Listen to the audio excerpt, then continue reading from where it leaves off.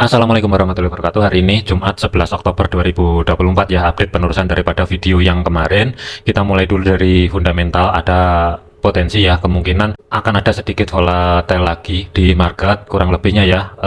Dari segi triggernya sih, indeks harga produsen ya diperkirakan. Data yang sebelumnya adalah 0,2, diperkirakan menurun menjadi 0,1%, tetapi aktualnya berapa itu nanti yang akan menjadi fokus untuk di marketnya nanti ya. Kalau misalkan indeks harga produsen ini nanti rilisnya di bawah dari perkiraan atau di bawah dari data yang sebelumnya, ada potensi mungkin indeks dolar akan sedikit koreksi ke bawah. Tetapi kalau misalkan rilisnya itu nanti di atas dari data yang sebelumnya, contoh misalkan 0,3%, ada potensi mungkin akan lanjut menguat.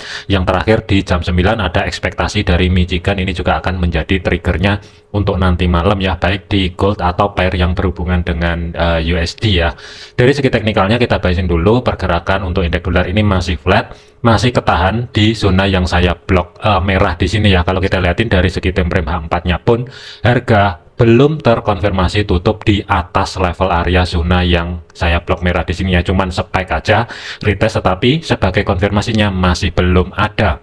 Ada potensi mungkin yang pertama adalah lanjut sideways. Kalau misalkan itu terjadi, kurang lebih batasan sideways-nya di kisaran level area 103.200-an, itu batas atas. Batas bawah adalah di history high minggu lalu yang berada di 102.67 ya. Tetapi kalau misalkan lepas dari 103.200, kemungkinan sampai dengan menjelang penutupan market nanti, kalaupun indeks dolar menguat, masih berada di bawah 103.51 ya. Ini gambaran saya. Tapi kalau misalkan turun, kemungkinan juga nggak jauh-jauh di 102.67 lah, kurang lebih di 102.600-an kurang lebih ya di sini.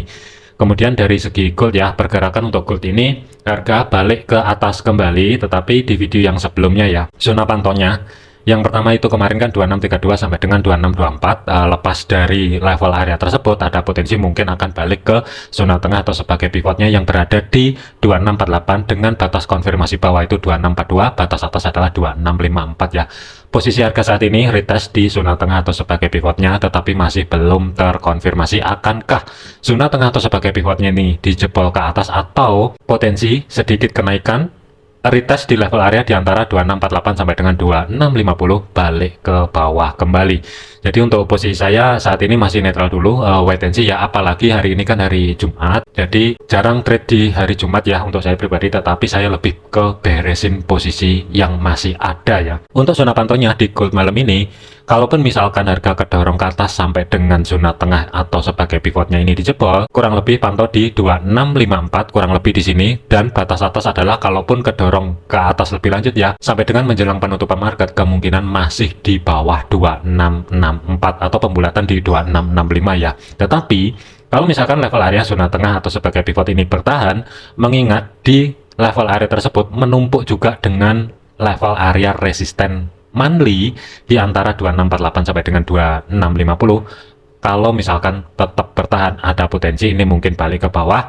Target terdekat adalah di antara 2632 sampai dengan 2624. Kesimpulannya untuk gold, zona pantaunya malam ini adalah batas atas 2654, tapi hati-hati zona tengah atau sebagai pivot yang bertumpuk dengan resisten monthly 2648 sampai dengan 2650. Kemudian batas konfirmasi bawah pivot 2642, dan kalau misalkan level area ini bertahan 2650 bertahan, ketika terjadi konfirmasi pembalikan arah dan harga mampu keluar kembali di zona yang saya blok abu-abu di sini, ada potensi mungkin akan sedikit kedorong ke bawah di antara 2632 sampai dengan 2624 sebagai target untuk malam ini.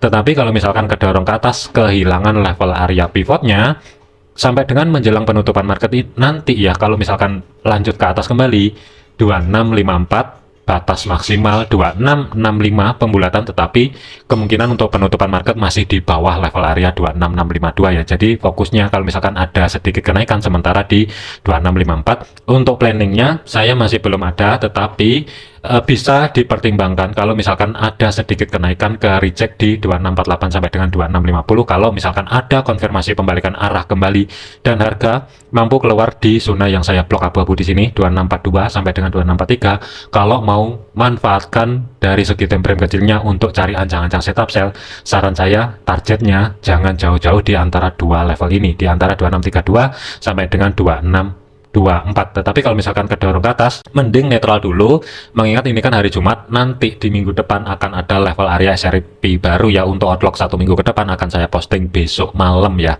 atau besok siang kalau misalkan ada waktu ya. Selanjutnya untuk GBP USD, pergerakan untuk GBP USD, harga juga ini flat, masih bermain-main di history low minggu lalu yang berada di 1.3070 ya. Jadi untuk GBP USD ini saya lebih memilih netral dulu ya, tidak ada entry posisi apapun.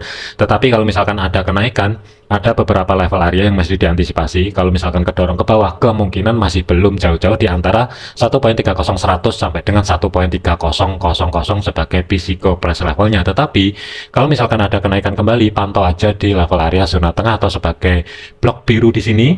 Level areanya adalah 1.30100 sampai dengan 1.3106 ya.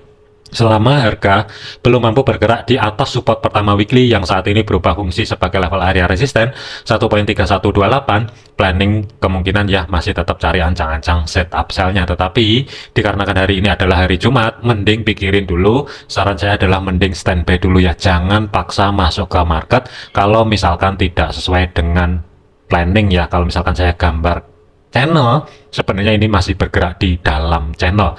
Euro USD, pergerakan untuk Euro USD untuk planning sell kemarin sudah clear, sudah TP. Untuk saat ini harga bermain-main juga di antara history low minggu lalu ya. History low minggu lalu itu berada di kisaran level area 1.0951 kurang lebih di sini. 2 kali di retest ke reject ke bawah. Tetapi harga masih tertahan di zona yang saya block up biru di sini ya, 1.0914 sampai dengan 1.0930. Ada potensi kemungkinan malam ini sideways berlanjut, itu juga bisa.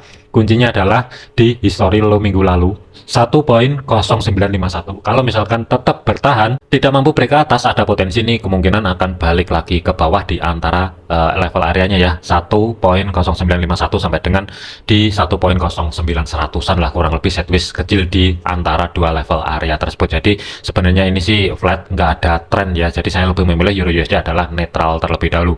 AUD USD planning kemarin masih tetap cari ancang-ancang setup sell ya, mengingat level ini masih tetap bermain-main di level area resisten saat ini ya, atau support kedua weekly-nya 0.6733. Saran saya adalah mending beresin posisi. Kalau masih hold posisi yang ada rekan-rekan masih sell ya, pilihannya ada dua. Stop loss tetap berada di 25 pip di atasnya, kisaran level area 0.6757, atau keluar sekarang tentunya sih nggak masalah. Tetapi kalau misalkan antisipasi Amerika nanti ketika rilis datanya positif atau hawkish, tidak menutup kemungkinan akan sedikit kedorong ke bawah. Tetapi saya masih ragu mampu atau tidaknya membuat low baru ya, yang berada di tanggal 10 Oktober kemarin ya. Ini kurang lebih saya masih ragu. Jadi ada potensi mungkin juga bisa flat lanjut sideways, dan batas sideways-nya itu kurang lebih bagian bawah itu di kisaran level area 0.6700 sebagai physical price levelnya. Batas atas itu kurang lebih di kisaran level area 0.6750 atau 50 pip lah kurang lebih untuk sideways-nya ya. Untuk planning saya nggak ada, cuman pesan saya adalah kalau misalkan masih hold posisi untuk sell ya, saran saya adalah mending pikirin baik-baik, mengingat hari ini kan hari Jumat, sebentar lagi close market untuk minggu ini.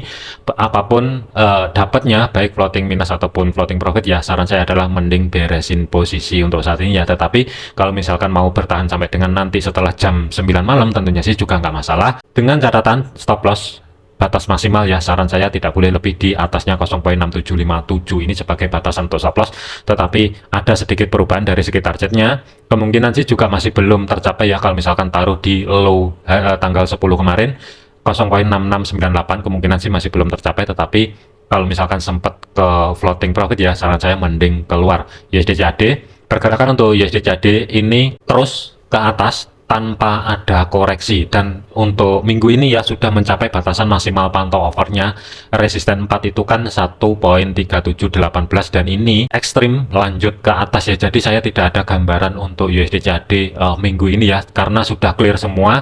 Planning buy kemarin juga sudah beres, semuanya juga sudah TP. Saran saya adalah mending wait and see dulu di USD CAD, karena ada gambaran atau outlook baru lagi diperuntukkan untuk 1 minggu ke depan ya. Di minggu depan tentunya insya Allah akan saya rilis besok ya. Jadi terlepas untuk yang swing, yang hold minggu ini ya, mengingat sudah mencapai batasan pantau overnya 1.3718, saran saya adalah jangan paksa untuk entry masuk ke market, apalagi langsung sell ya, karena ini bisa aja lanjut ke atas tanpa adanya konfirmasi. Ini juga bisa jadi rawan untuk rekan-rekan yang masih hold posisi swing.